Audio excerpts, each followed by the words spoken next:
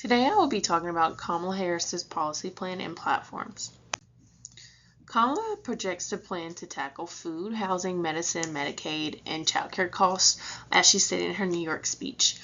She was very detailed when she mentioned this in her speech in the article because she wanted to make sure that us Americans were able to afford the cost of living and the cost of life in the United States. As for Trump, he was trying to increase those prices as well as the taxes on them. And honestly, we would not be able to survive as much more as we are now because of how much things are skyrocketed because of the price. She wanted to make sure it was a priority to bring the cost down to help out the Americans and not just to take our money. Also, with the prices being skyrocketed, those were a lot of barriers that made people limited on what they could do. And so she was trying to remove every barrier to make opportunities for people in the United States. Kamala also discussed about abortion because Trump did pass an abortion ban where they could not have any abortions no matter what the situation is. Now, Harris is a woman, and I believe that she is going for women's rights, and so it says that she was committed to protecting reproductive rights. She was projecting a law that would restore reproductive freedom because she stated that she would never allow a national ban to become a law. In the cases of an abortion, I can understand if there was something to do with abuse. The baby may not make it all the way full term and it causes complications with the woman's health. So I do believe in that, but just not allowing the woman to have a right to her own body to indicate what she wants for her health. I don't agree with that as far as what Trump was trying to do. She also said that women should make their own opinion of their bodies and what they should do if they were parents or how family planning should be. No man should tell a woman how and what to do with their body when they don't have a woman's body and they don't go through the things that women do on a day-to-day basis, especially during childbirth. I know childbirth really affects a lot of African American women right after they've given birth. I know some people have passed away, some people have really bad complications, and so a lot of times things like that get overlooked. So I don't believe in just abortion ban that you cannot have one. I want to tap into education. A lot of us are doing education right now. We're in school, whether it's been paid for, scholarships, loans. I will say when I went to college for my first 2 years after I graduated high school, they had this thing called Tennessee Promise, which was 2 free years of school. And I really appreciated that, knowing that my mom had passed away when I was 6. So my grandparents raised me, but I depended on that 2 free years because I did not pay a dime for my freshman and sophomore year at my community college. Very debt free, was very appreciative of that.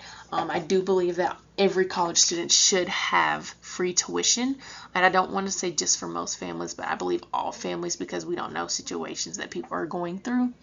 I also believe that I know that Kamala was trying to do the discussion of campaigning for tuition free when she got into office, but because that she did not win the election, that was not passed.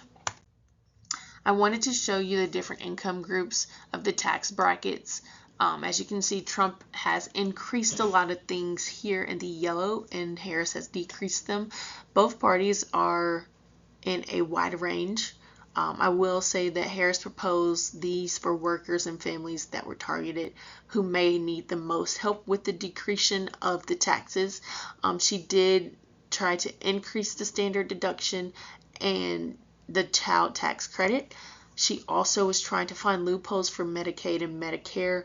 I know my grandparents are on that and they are very dependent on that. And so if something were to happen where that was gone, don't know what they would do in order to make it out for their necessary medicine and needs and just therapy, things that the older people need their day-to-day life. So there'd be a big change for them if that were to be gone away, or the price would be increased on that with the taxes. I know that I read in an article about Kamala doing America Forward. She did not want to look back in the past. She wanted to move forward, change things, keep it going, and not trying to go back and making it seem like it is, like Trump is doing. There was no need to keep pushing something that did not get passed in the past. So moving forward, doing new things to help the American people. She also was trying to get exempt tip income from taxation, because tips are always taxed whenever you get paid or someone tips you, like on the app or in the credit card. She was trying to remove that because it already is hard enough down here in the United States with the everything going up and the economy going up.